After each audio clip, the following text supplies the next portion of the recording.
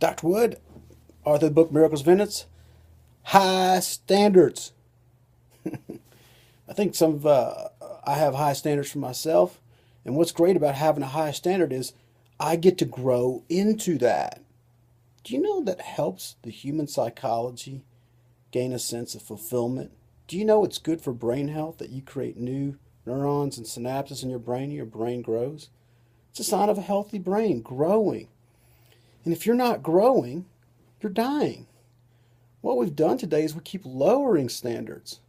Lowered standards does not make someone become more or grow more out of themselves. They actually shrink.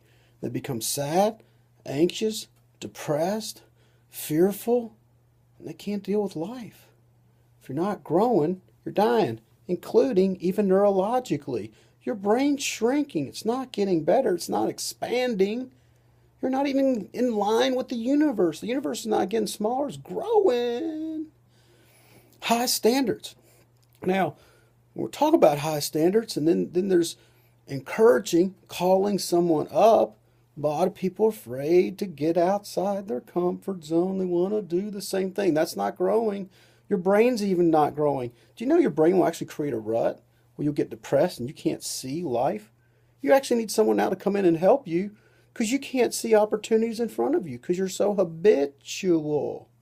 It's good to break up your monotony of your day with doing some new things, trying some new things. Take up a new calling, a new cause. Where do you want to grow? Where do you want to grow? Where do you want to grow?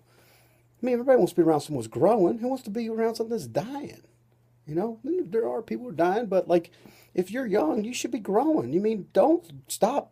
Don't start dying at 20. You know, like give up on life. No one wants to be around you. You're not fun. You're depressed, you're sad, you're miserable, and you're pulling everybody down. You'll grow.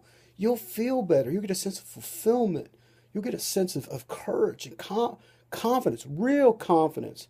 Because real confidence only comes from competence, which means you can do. You're not talking, posing. You really can do what you say you do. And that's also called integrity. And that makes you feel good too. Like, I'm confident in me. I mean, some people go, gosh, man, Dr. Wood, you really got some confidence. It's like, well, because I've done a lot of things, I can practice, and I'm always can grow more. I want to improve my self worth and self value, so I always raise my standard and I grow into that. And it makes you feel great as a person. It's challenging. Yeah, sometimes I've cried. Sometimes I've been, I've lost. Sometimes I've fallen big time. Sometimes I've made some big mistakes. But I get back up, dust myself off, cry a little bit, and someone hug me.